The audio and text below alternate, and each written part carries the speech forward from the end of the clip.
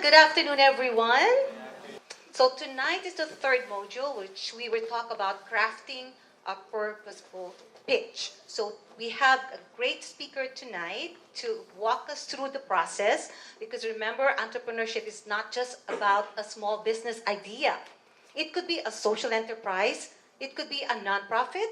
It is something that you are so passionate about. And remember how we define entrepreneurship.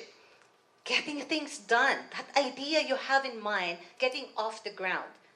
And one of the major challenges is about funding. So tonight we have a guy here who would talk about crowdfunding. So with that, and if we don't have any other question for the remaining modules, I will turn you over to our guest speaker tonight.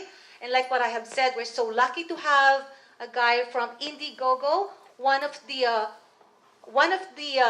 early founders or early crowdfunding websites who started with the idea of crowdfunding, one of the biggest players in the market today. So we have Enzo Njoo for tonight, and the whole process will be again facilitated by Dr. Stryker. So let's go for it tonight.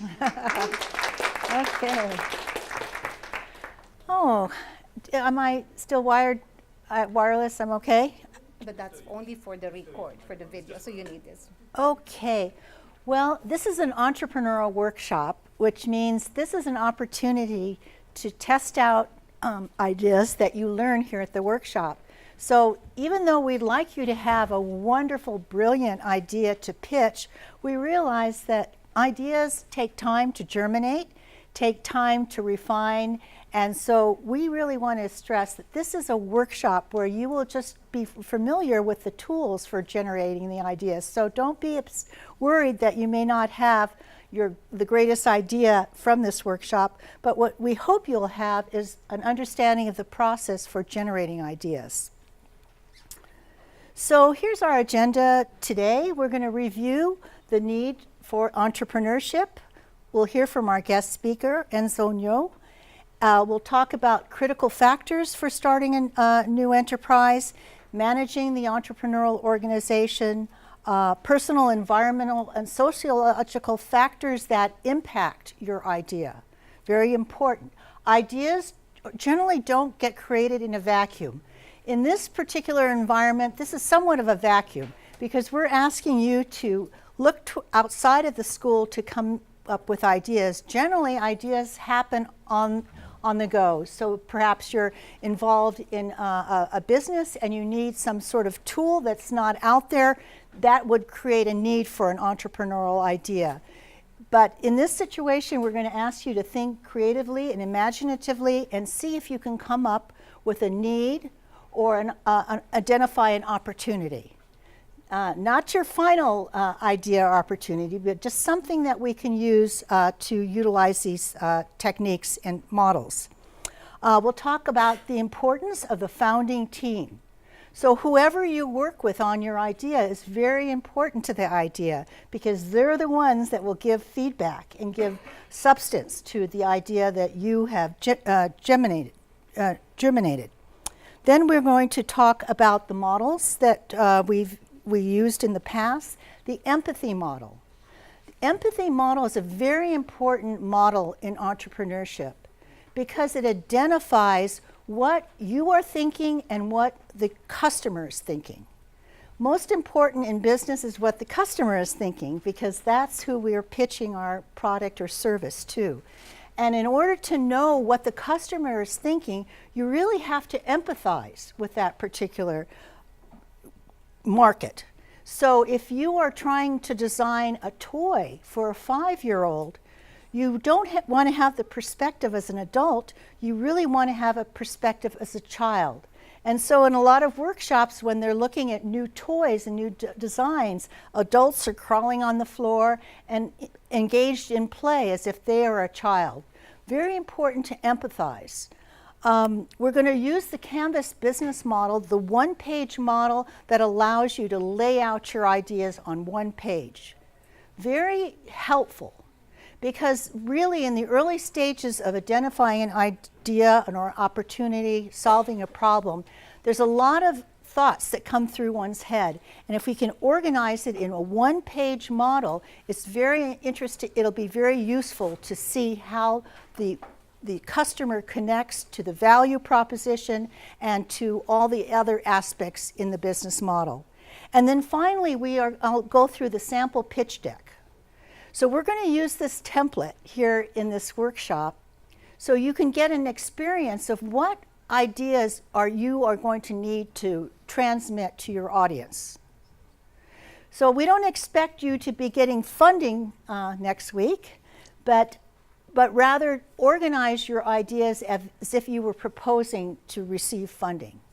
So today our speaker is going to talk about crowdfunding, and some of these ways that you organize your idea in the pitch deck can be used for the crowdfunding platform. So entrepreneurship, as Vivian suggested, is about identifying an opportunity and creating an organization to execute that idea or opportunity. This whole idea of entrepreneurship is an idea that originated in the 1920s from an Austrian who came into the United States and decided that existing systems need disruption in order to grow and in order to change. And this is really the basic tenets of entrepreneurship: change, disrupting an existing system or identifying a replacing system. So we talked about why in particular there's a need for entrepreneurship, because a lot of times we talked about the road to success is not just by getting a degree and joining a corporation. Corporations are changing. They're not the source of employment these days. And so that the corporate ladder is really a complex maze. So we are suggesting that those who want to get on board with the new opportunities in the jobs consider entrepreneurship for independence, achievement, recognition, and confidence. Businesses in the United States, small businesses take all of the population. 99.9% of the small businesses in the U.S. Are employers with 500 or fewer people, and most of the source of income for individuals in the U.S. are private businesses. So what are the influences on entrepreneurship? Why, when, or where should you jump into the entrepreneurial process? Well, it just so happens at this point in time, as I mentioned to Enzo, we're really at an interesting place in history where research and development are providing enormous opportunities. So there's other opportunities for launching on platforms such as Indiegogo, but there's other influences that one has to really be aware of when choosing to launch a business. The government influence on entrepreneurship is very important. So if you were to launch a business in China, if you were to launch a business in Spain, there are different influences on your business based on the climate of that government. Very important to be aware of it. And the people, the kind of people that you have involved in launching your idea, very critical, and your customer base has to be correctly identified. So if we're launching such Indiegogo in some place like the South or Missouri, where not as many people are interested in IT and high tech, we may have a different response initially. So initially when you launch a business, you want to make sure the environment in which you launch is really in line with your product or service. And then later, after it goes viral and people start to embrace your idea, then it can migrate to other locales. So these are ideas that you want to be aware of on how shifting influences affect entrepreneurship. So with that in mind, I'd like to now introduce Enzo Njoo, and he will talk a little bit about Indiegogo and where it started, where it is, and where it's going, and where it can go for you. So let's have a welcome to Enzo. Thank you. Thank you, everyone. I just want to check, can everybody hear me without the mic? Great, because I think there's an issue with the double mics going on, so I think we're just going to go with no handheld mic. Excellent. How's everybody doing today? Before we get started, I just wanted to thank Susan and Community College of San Francisco for letting me be here. I started my career at De Anza Community College in Cupertino, went to a bunch of these webinars, and I'm just glad to see that you guys all have access to something like this. Credit for what I'm about to tell you today actually comes from you folks, the entrepreneurs themselves, because you are the one who is teaching me about how to run companies and how to build big businesses. Sound good? Excellent. So what I'm hoping to get for you guys to get out of today is to better understand a general framework of what it looks like to bring your idea all the way into the marketplace. And so the framework that I have outlined here starts by defining your goals. And no goal is a bad goal, and I spoke to one gentleman earlier and came up with one of our first goals, which is to sell fermented beef.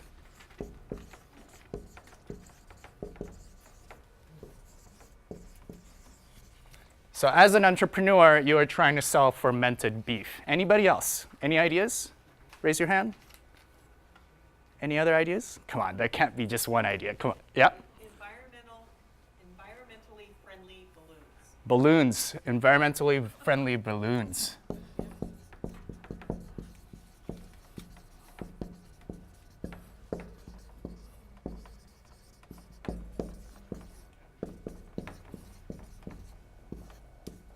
Okay, we'll start with those two. Lids. Sorry? Self-dissolving straws and lids. Self-dissolving lids. Oh, that's a great one.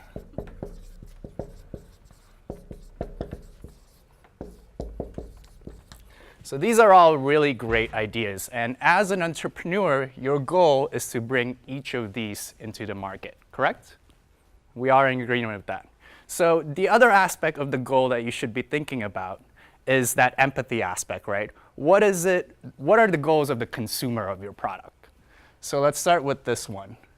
If I'm a consumer and I buy the fermented beef, my goal is to actually eat it, right? So let's see here. Consumer goal is to eat it. How about the friendly balloons to go to a party and actually get to use it, right? Consume party balloons. And then self-dissolving lids. Your goal is probably also to save the environment as well by using it.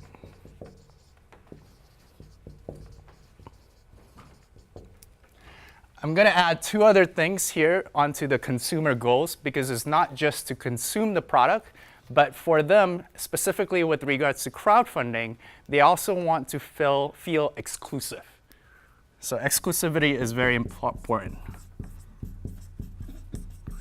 And then beyond the consumer goals, there are two other goals that I want you to think about. One of them is the journalist's goal, if you do start talking about your idea to media. And then the other one is the investor's goals. What is the goal for the investor who is investing in your company? Obviously to make more money, but what kind of proof of concept do you need to provide to get there? And we'll get to that at the very end.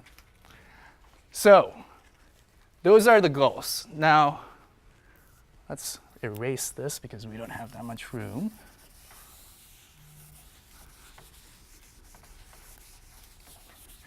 Keep those in mind as we talk about the asset development down here. The next part is you have to think about what you're able to sell. So let's just go with one example here, the fermented beef. So it's the actual product itself.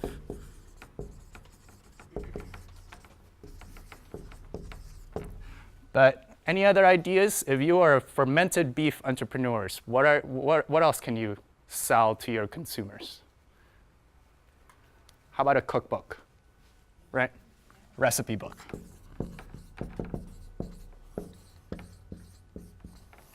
Any other ideas? Fermented vegetables. Fermented vegetables, sure.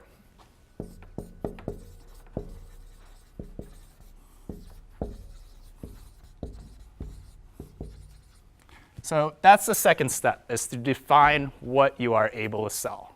And as you define what you are able to sell, in this case, it's usually pretty safe to be able to ship all of this around the world. There will be other things that are location-based. For example, if you're selling a product at a restaurant, you have to actually get the community within that locale to contribute towards your campaign and your idea. And if what you're selling is location-based, that's inherently going to limit your audience because it's not as large. So anytime you're trying to sell a product, especially if the main product is location-based, location ideas, try to think of other ideas that are going to have a wider audience, something that you can ship all over the world, right? Like a recipe book. Food, you might not be able to ship all around the world unless you have FDA approval. So think of something that has a bigger audience so that you can bring in the largest amount of audience into your idea. Okay? So once you determine what you're selling, we want to create a rough timeline of bringing this product into the market. So first, you have to decide when do you want your consumers to get the product. That's the delivery date, right? Delivery is at the end. And then what comes before delivery? Manufacture. You have to make it. Before you manufacture, you need to fundraise. You need to raise the money to make it. And this is where crowdfunding comes in. So how many of you are familiar with the crowdfunding concept? Okay, so most of you are. Should I explain it? It's essentially a way for you to raise funding through a community where you essentially present your idea, typically through a product video, and you offer those ideas, those products ahead of time for them to buy into, for them to eventually get in the future time delivered to them. So how do you do crowdfunding? Before you even think about raising funding on a campaign, there are 5 elements that you need to think about. Those five elements are community building, video, I should also put photo here, creative asset production, public relations, talking to the media, advertising, and then finally at the very end, you're actually creating the Indiegogo campaign itself.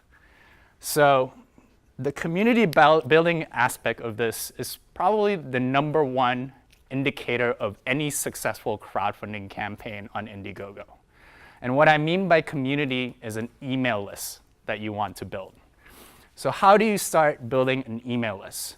The 2 most popular ways to do that is through building a landing page where you can capture those emails, and then building your social media platforms. On Indiegogo, the 2 highest converting social media platforms are Instagram and Facebook. So you want to start by building those pages.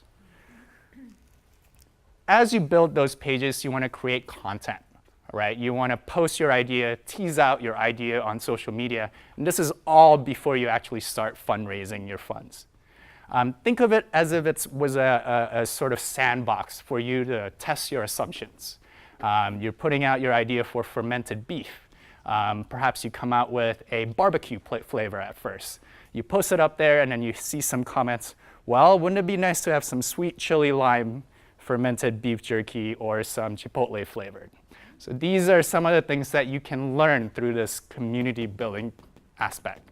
This is really important because this community is going to be your foundational community that you're going to turn back to a second and third time when you decide to launch a second product, the vegetable, the fermented vegetable, or other flavors, so on and so forth.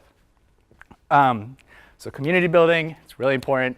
On Indiegogo, you can actually build a landing page where you can capture those emails.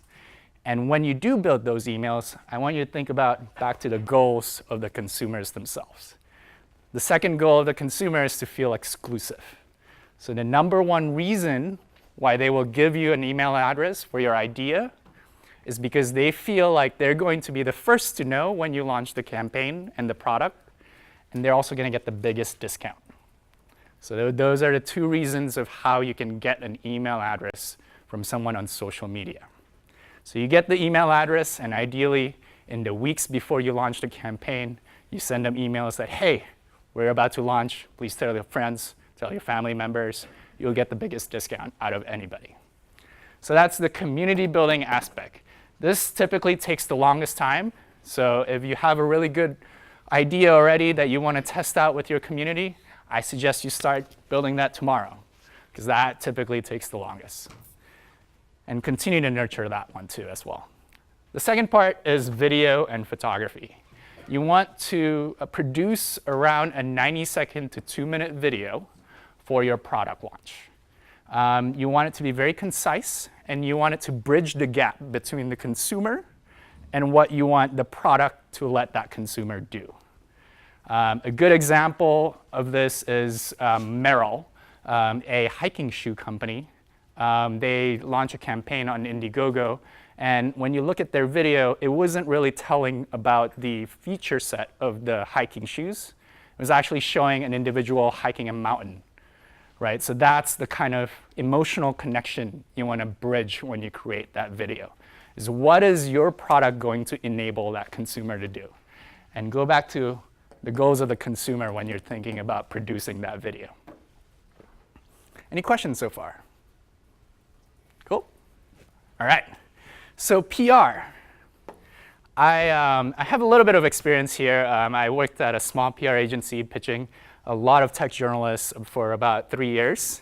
And each tech journalist have a different goal, right? So there might be a tech journalist from TechCrunch that writes about robotics.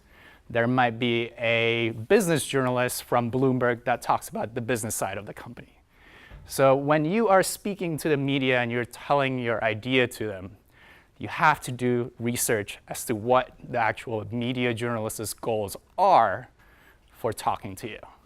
And they all have a different intention. And when you create your pitch, each one of those pitches has to be personalized to each individual. So say I'm pitching Anthony Ha, who's a TechCrunch writer, and he covers entrepreneurship. I would go along the lines of saying, hey, Anthony, I saw that you wrote a recent story about Skip, the scooter company that launched in San Francisco. I'm coming out with a rival company that's going to have a cheaper rate that has more mileage on those scooters. I think you'd be interested in covering my story. The more personalized it is, the more relative it is to the actual audience recipient of that pitch, the more likely you are going to get their attention.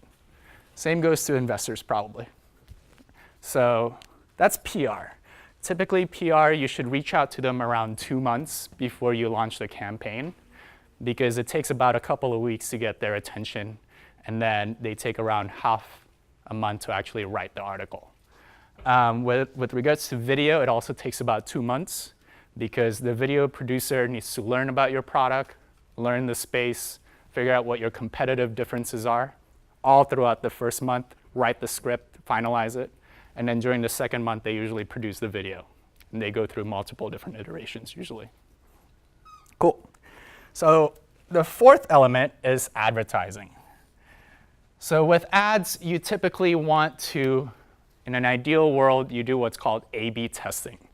And that's a way for you to essentially optimize your ads based on the ideas that you created here, what you're selling. So what is A/B testing? A/B testing would be similar if we go back to the fermented beef example. It would be like putting an ad for the barbecue version and then putting an ad for the Chipotle version and seeing which one of those ads is actually giving you more emails, right? So if you know that the Chipotle one is giving you more emails, you're going to run more Chipotle ads than barbecue ads. And so that's A/B testing, and you want to optimize those conversion rates before you launch the campaign itself. Because if you do have it optimized, you save a lot of money when you start raising funding, and you can just invest more money knowing that they will all return into sales. The last part is actually the campaign building itself. And this is where all of the elements that you've been working on comes into play. You are listing all your perks, what it is you're trying to sell. You are also presenting your video, your photography. If you've gotten some media mentions, it's really good to provide quotes from the media as a third-party validator. If you are a new brand going into the market, you want those third validators that come from the media or testimonials that come from your consumers themselves. So one example that we learned from launching a motorbike called Onyx, which I'll show you in a little bit, was that when we started showing all of the video on social, we saw a lot of comments of people wanting to test ride it. So we spoke to the entrepreneur. He's based in the dog patch here. And he went out there and did a one-night test ride for his new electric motorbike. And everybody raved about it, right? He got riders on camera just grinning across their faces, raving about it, cannot wait to purchase the product. That's the kind of testimonial that you want on your ideas. You want the major food critic from Savour magazine to try your fermented beef and go wild about it. Everybody needs to try it, right? So that all goes into the campaign. Typically, you can run a campaign for 30 to 60 days on Indiegogo, and we will also support you through our promotional channels. That involves our newsletter, which goes out to millions of previous backers, our social media channels, as well as our Indiegogo website itself. So once you're done with the crowdfunding phase, there are also continuation services such as the Indiegogo In Demand and the Indiegogo Marketplace. Indiegogo In Demand is a place where you can continue to sell your product up to the point that you ship it. And then Indiegogo Marketplace is essentially an e-commerce marketplace where you can just sell your product without a funding bar. And eventually, if you want to have your product in big box stores, we have more connections around the tech market and not as much around the food industry. But if you want to get into Best Buy or Target Open House, those are some referrals that we can make eventually. So that just about highlights what the entrepreneurial journey looks like in the crowdfunding process. Are there any questions? Sure. How robust is the marketplace at Indiegogo? Marketplace in Indiegogo is fairly robust. I would say that we focus more on our crowdfunding and in-demand platforms because there are so many different e-commerce platforms out there. So typically when an entrepreneur gets to that level, they look to different channels to combine all sales from them. Yeah. What happens if you're just trying to create a service rather than an item? Yes. Is it the same process or is it a little bit different? What kind of service? It's like you're creating a destination and a location where people would like to go. So that's a little bit different. So a destination, what is the service that you're providing? It's going to be a place, so it's going to be a vineyard with a hotel and restaurant. So it's a location, a vacation location that you're building somewhere. Yes. Okay. So your goal is to get people to go to that vacation spot.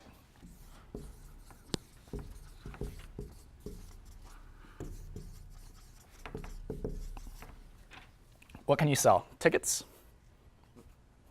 Probably? To go to a vacation? Reservations? Reservations? Okay.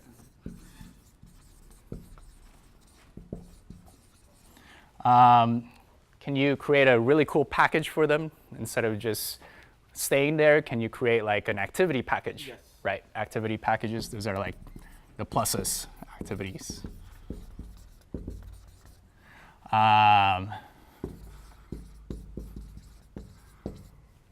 What else?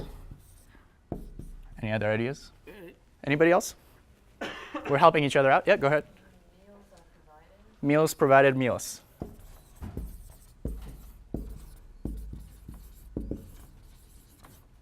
Cool. Overnight experience, okay.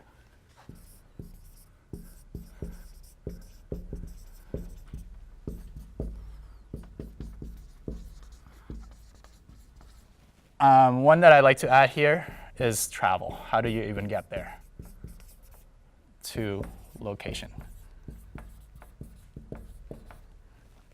So this is your perks. This is what you would be selling on your campaign.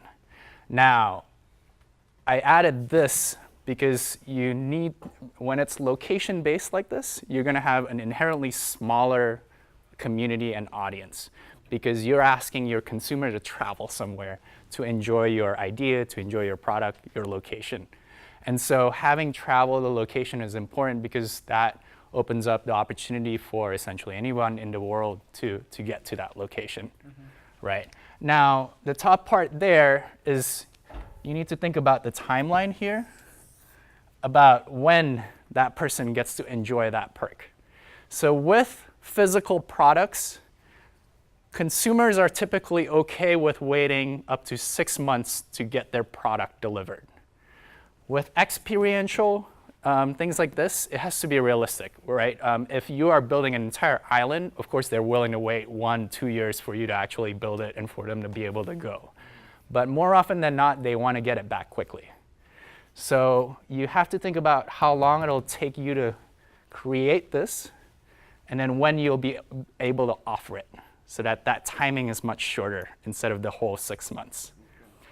You still have to create a video. You still have to talk to media. You still have to build your community as well.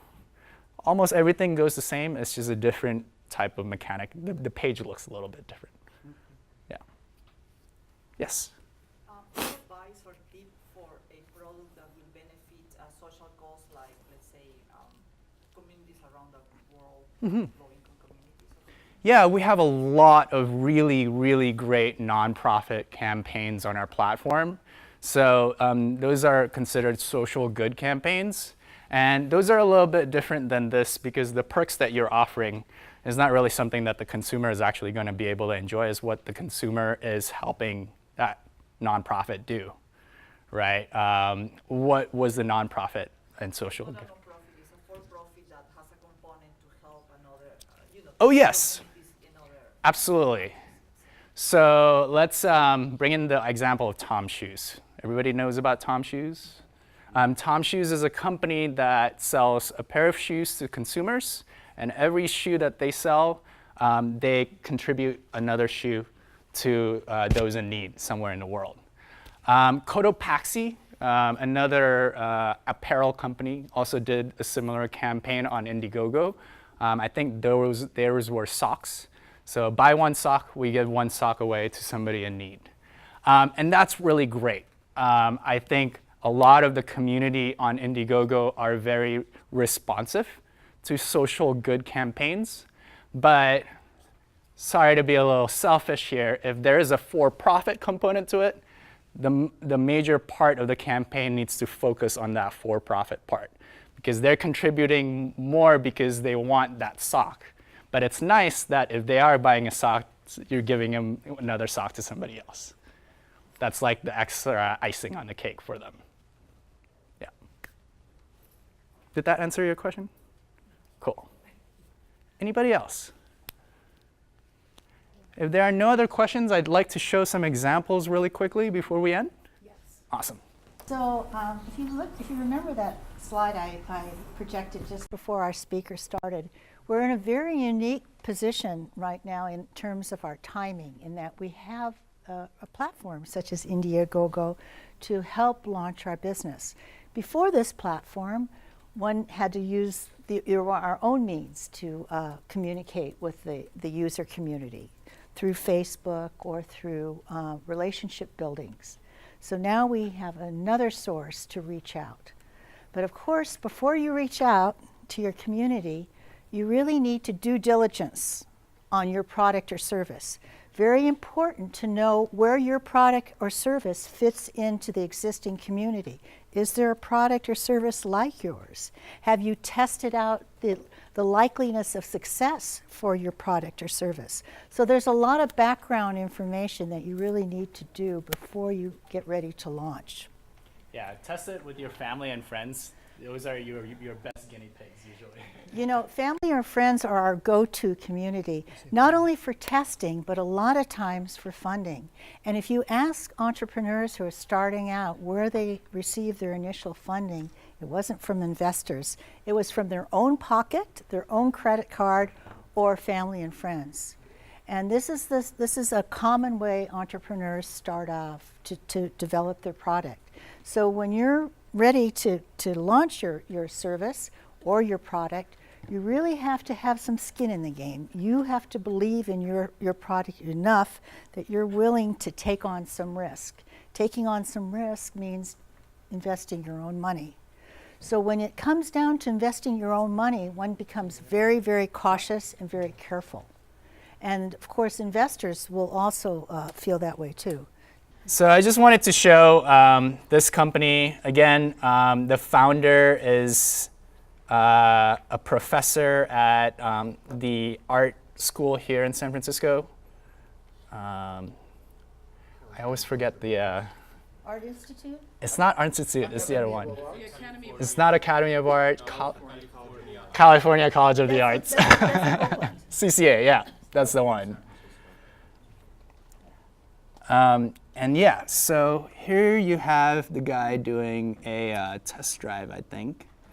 Maybe we'll just play one of these videos. I don't think you need to hear the sound. Oh, here we go. The first wheelie on that shit I've ever seen. Did you get that on video? Can I get you to do a wheelie? So this is as a result of them posting some images on Facebook and somebody commenting that they want to try it out. So he noticed that the individual who commented was SF Base, and he announced a test ride one of these evenings down here in the dog patch area. Whoa, you did the first wheelie on that shit I've ever seen. Did you get that on video? Can I get you to do a wheelie like on video? On video? Not right now, but later on. Can I ride it? Oh fuck! That's a Venus wheelie. Sorry about the language. So what's your thought? What do you think? Oh, it's fucking awesome, bro. Fucking, mate, fucking legit. Like, it's got so much fucking torque. Like, I wasn't expecting it. It like wound up fucking hard, and like this, fuck purring, mate, purring on that back wheel. Oh my god, fucking epic. I should have checked this video before I played it for you guys. But you can tell how excited he is, right? That's the kind of emotional response you want to get from people before you bring that idea to consumers and you start raising funding from it. Because this is really genuine feedback, and this guy's not being paid to say this either. This is really genuine emotional response from trying out the product itself. I also wanted to show their website. So visually stunning website, right? Really great images, really good branding as well, and it's all very consistent. And this is all everything that you can do for free on your own. If you have skilled friends who are web designers, this doesn't cost a lot of money. You can actually just do it just by starting a Squarespace or one of those Wix sites. Let me see if I can get a video going here because their videos are great. Oh, here we go.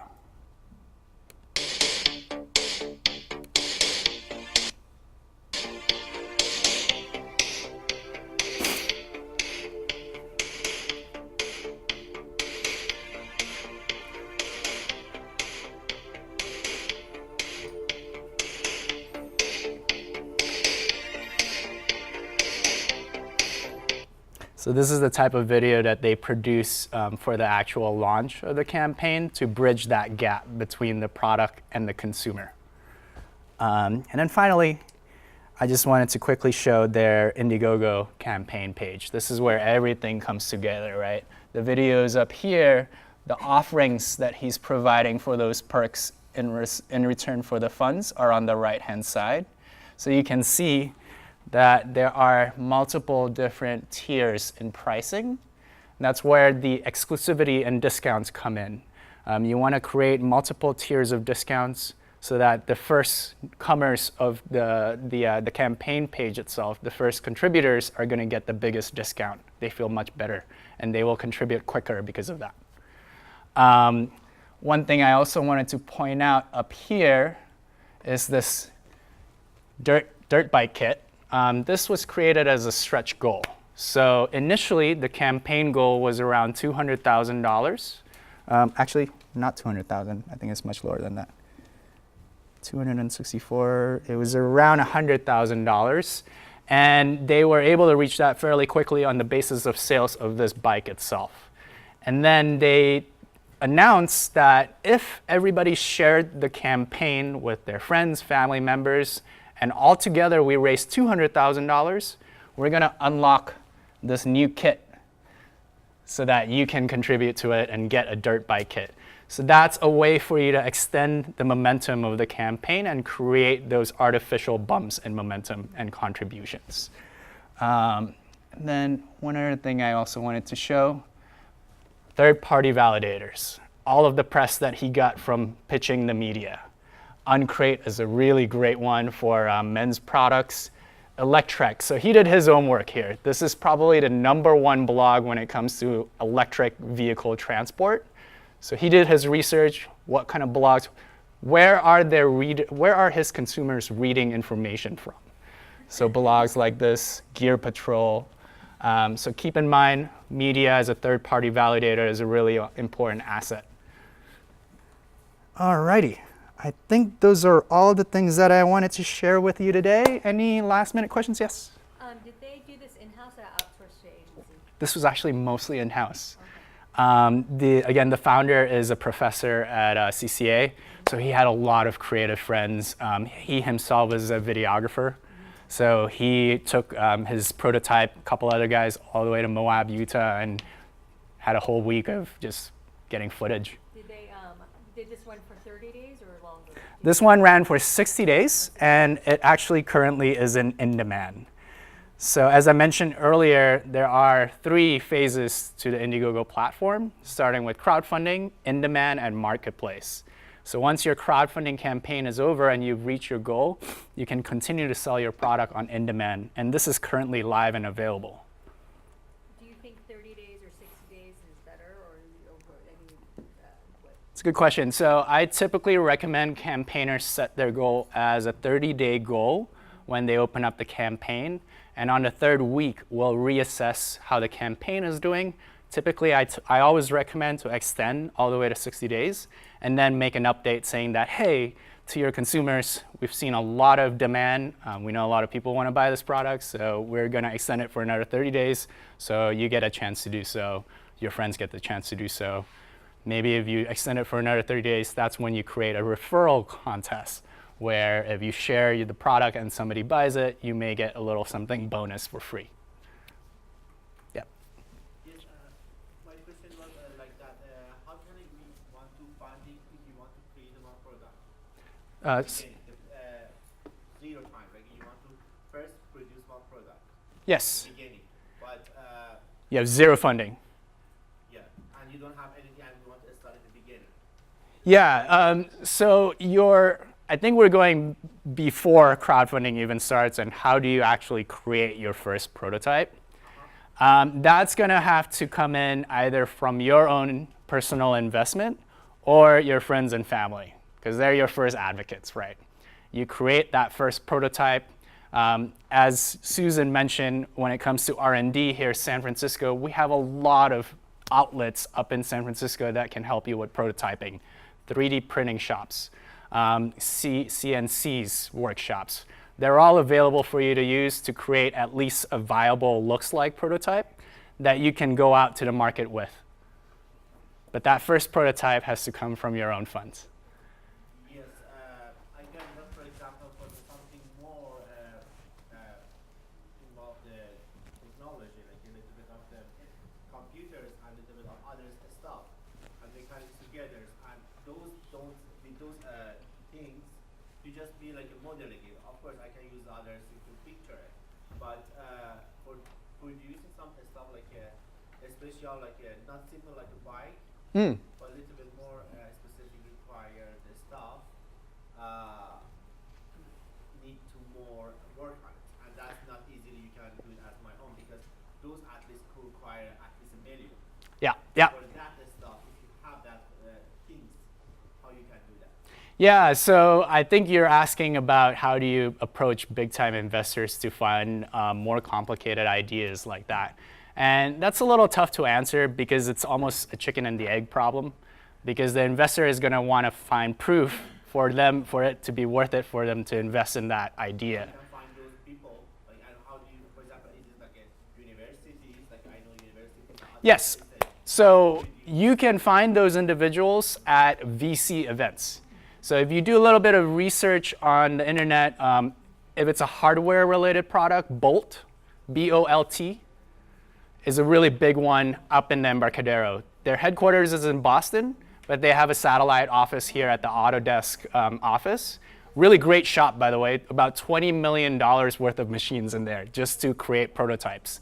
And that would be your first stepping stone. What's the name of it? Bolt, B-O-L-T-I-O, bolt.io, B-O-L-T.io. And those are the kind of, they do a lot of investor events where they hold these events with a lot of investors, with a lot of entrepreneurs, where entrepreneurs can show ideas to investors, vice versa. You know, one of my students came up with a very interesting idea, and he connected with investors at meetups. Has anyone gone to any meetups here in this room? This is a great opportunity to meet like-minded members of the community as well as investors. Do you remember the meetup that you went to? I'm doing entrepreneurship in a different kind of way. Like I am doing more of a business owner thing where I'm, I guess, a salesperson, but for my own existing product. Almost as, so I'm a New York Life agent, so I work with their products. They help me out. But I joined a meetup group of a bunch of different business owners of all kinds, and basically we all have each other's business cards, and we're all a bunch of referrals to bring people in, whether it's an investor, a person to buy the product, whatever. So that is a really good place to start with an idea, is to get out into the community and find other people who have similar interests to you. And then also in that community, there are angel investors. And we can talk about, there's different kinds of investors. There's the VCs, and there's just angel investors. And then there are other investors who are smaller than the angel investors. And these investors you'll find on crowdfunding platforms and in meetups. They're interested in supporting an idea and being on the ground floor. But the main thing to emphasize about being an entrepreneur is to get out into the community and not operate in a vacuum.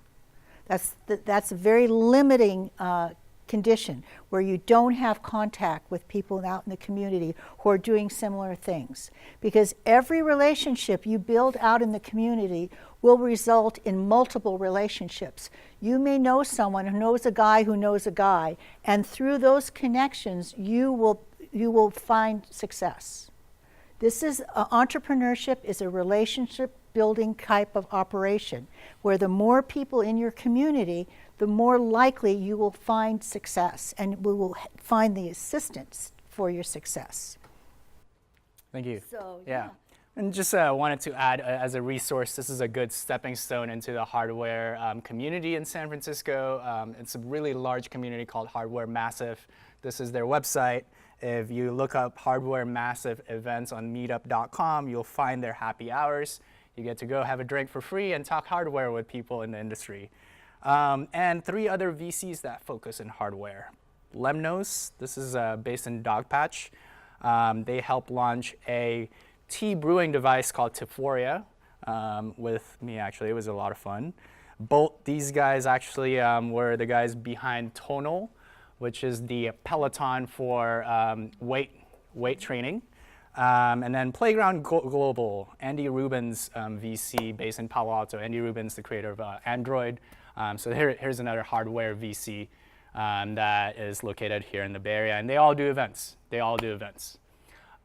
One last thing I wanted to note, CES is coming up in January. If you want to look at a lot of ideas in terms of the tech industry, what has come out, and just talk to many different entrepreneurs and get their thoughts into your product and how they were able to be successful, that's a really good place to go and share your ideas. We'll be there too, by the way. So. That's super. So yeah, that's such a great heads up, is to be part of the community that you want to be a leader in. You don't want to do it from your desktop. You want to really get out there and meet people, and that way your idea gets refined and your opportunities get enlarged. Very important. I think one last question. Yeah, and there's also a free venture capitalist.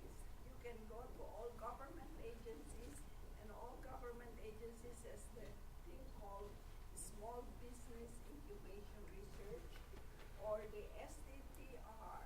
That's awesome. They have inventions right in their lab that you can get. Do you know where they're based in? They're all based all over the USA.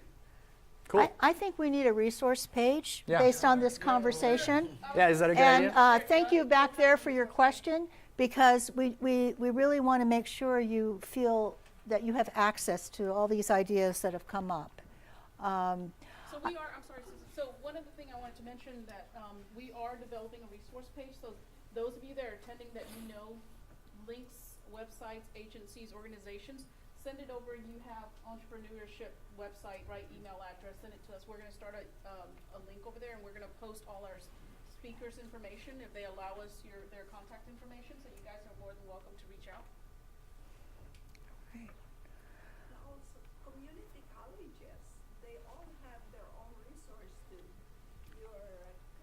San Mateo Community College is good for import-export. I couldn't agree more. Yeah. Some of your best resources are the people sitting next to you right now. Yeah. Yep. Is there any restriction on products, like for example, medical cannabis? So we don't allow cannabis products. We're very sensitive about that. CBD products we actually do allow, but not THC products. There is a whole terms of use on our website that goes into more details, but weapons, obviously, we do not allow. When it comes to medical products, we do allow them, but for your own best interest, you want to get FDA approval before you actually launch the product. Because having FDA approval is just going to bring you a step higher than the rest of the companies that don't. Yeah. Is it like advice to maybe, you're saying to get involved in the community, maybe do volunteer work too, or is that same? Absolutely. Absolutely. These meetups, they always require volunteers, to check people in, and can always stick around. Yeah, absolutely. Yeah, the game is to build relationships, because people know people that you are going to want to know, and you want to jump in any way you can. Going to the meetups, volunteering is a great idea, because then you're part of an insider track.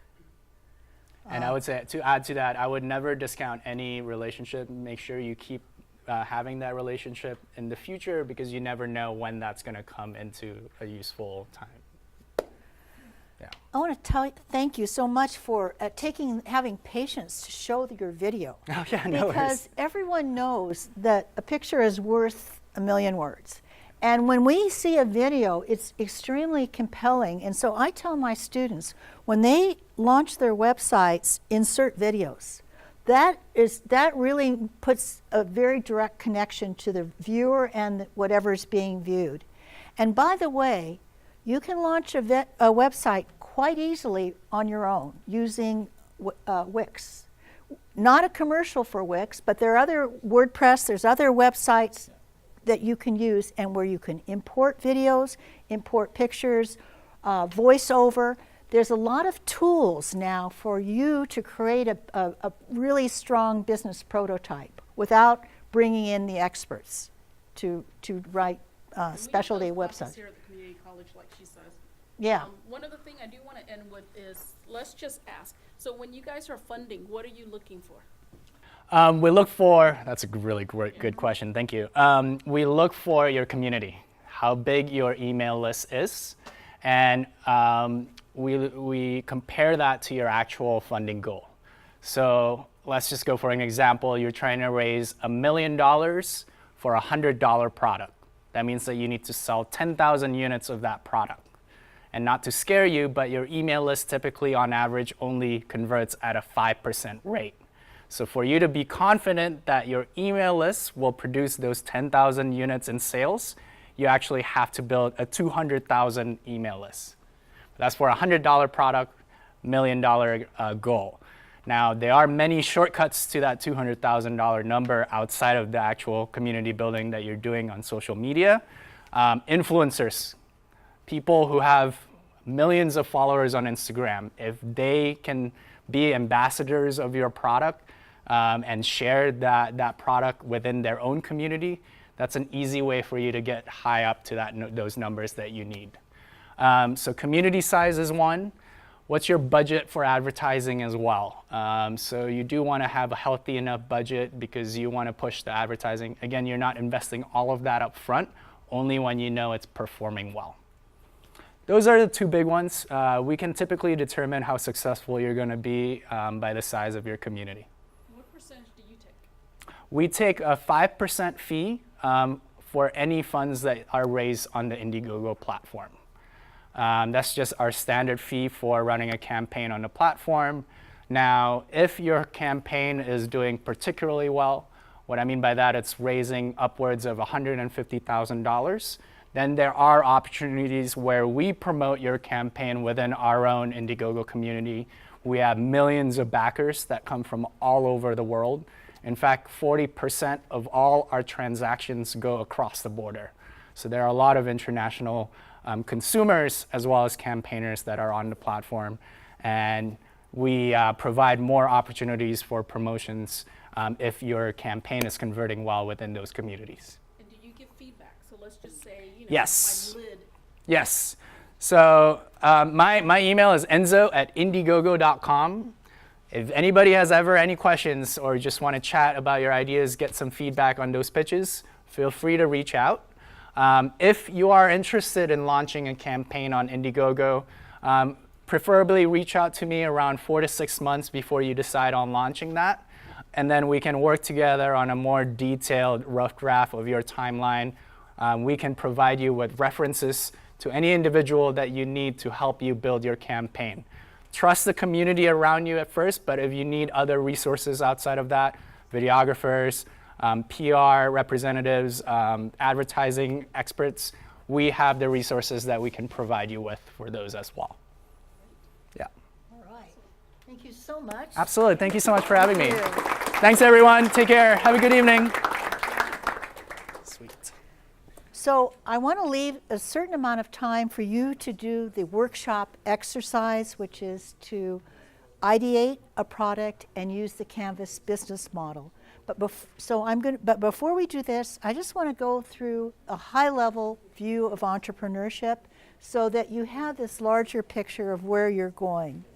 So the first thing is basically is innovation.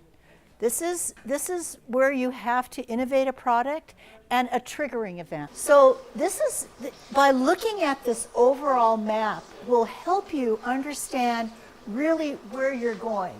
Because there is a saying, if you cannot see your target, you don't know where you're going. So if your ultimate idea is implementation and growth, you want to see your work toward this effort. And the idea is a triggering event may happen which will help your innovative idea get implemented. So we heard from speakers earlier in this program where they came from another country and they had a need to develop a business for their survival. So remember, survival is a real instigator of entrepreneurship. When you need to survive, you need to come up with an idea for your survival, and sometimes an innovative product will capture that need. So the speakers we had from abroad, from Senegal and from South Korea, had this need, and they decided to use the food products from their home country and introduce it into the United States. So that was a triggering event that helped them implement this idea. Necessity being the mother of invention, that pushed them along through these stages of implementation and growth. That is another idea, is some idea that you may come up with, like a travel idea, and you're very passionate about it. I have some further ideas of some services you could attach to your travel idea that makes it unique. A product or service really needs to be unique. So you just don't want to launch an idea that's already been out there. You want to cast it in some very unique way.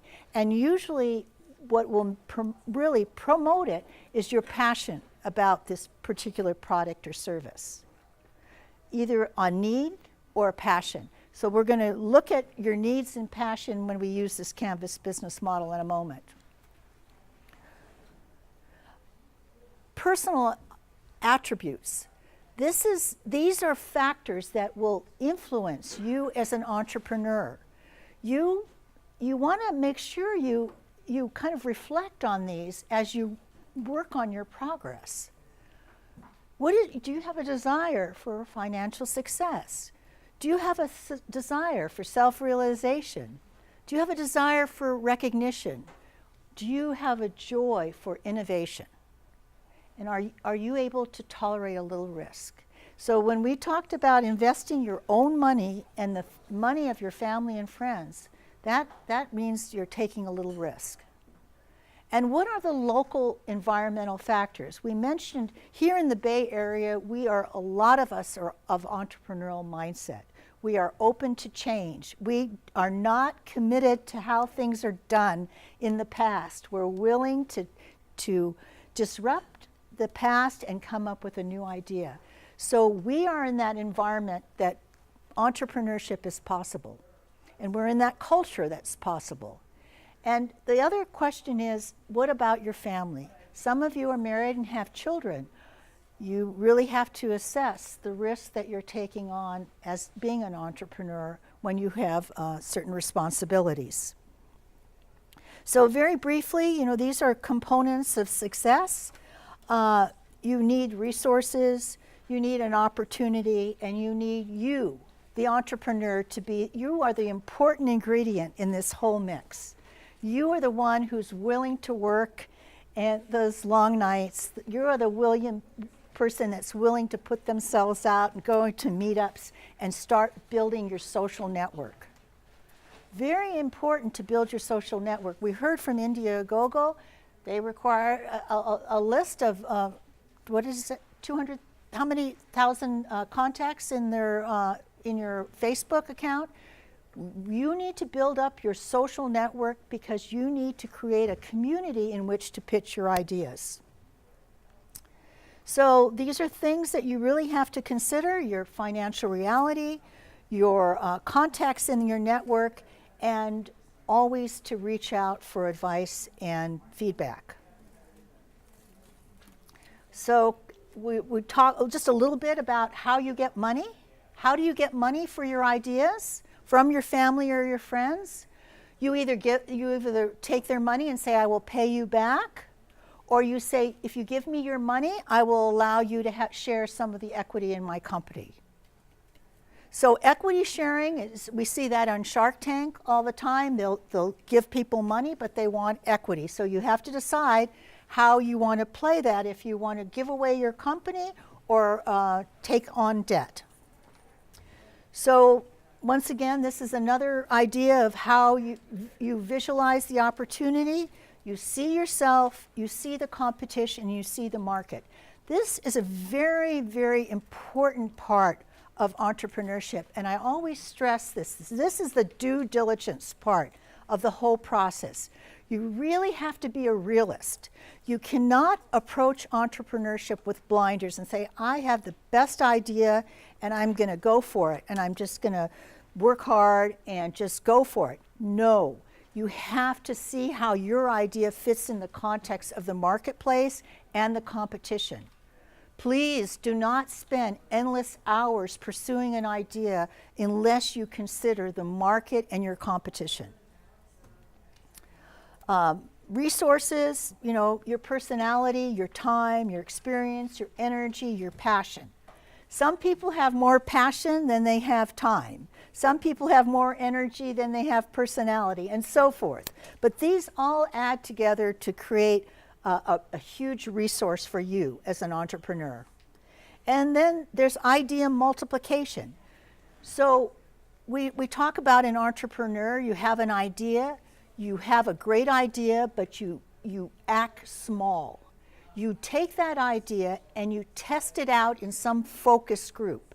You don't take your idea and go large right away, because that puts you at risk for failing. If you go small and you get feedback, you can adjust your idea and so that it can multiply, and it really optimizes that idea. So this is just basically an iteration for idea multiplication developed by a company here in Palo Alto. I think this is a very good slide. Gather stimuli, multiply, stimulate, create concepts based on the feedback, and then optimize. So you have an idea, you have idea multiplication, and then you have a viable idea. This is a very, very important step. Idea multiplication, I sort of feel I'm repeating this, but you definitely want to take your idea and get feedback. You have to see how your idea plays out when other people hear it, when other people use it, because in that way you will get a sense of how the market is going to respond to your opportunity. So here's an S-curve. This is basically, a curve from biomimicry by how nature works. There's a beginning, there's a growth, and then there's a saturation. Just like in nature, plants, animals are born, they grow, and they mature. And so this is the nature of how your opportunity is going to play out, and this is where you're going to want to be most active in the growth part of the opportunity. Okay, the founding team, it's a team, if whoever you align with in your team is very important. It's a team sport. You cannot do things alone. This is the kind of world we live in. You need to have a partner, and today you'll have a partner. Obviously, you have an advantage of a team, you have feedback, you have increased skill set with your teams, you have moral support, you have a capacity for more innovation if you have two heads or better than one kind of concept, and then you have a higher level of social support. So you have your own social network, they have their social network, and together you have a larger network. You have to consider what your role is in the company, what your strengths are in the company, and how to build a powerful team. These are thoughts that you really want to consider early on. Who do you want on your team? And resources, founders, employees. Most people have a flat team where everyone has a voice, but eventually you will probably want to have employees that do certain kind of lower level work for you, pass out flyers, promote on social media. So in addition to having a team, you're going to have external team members.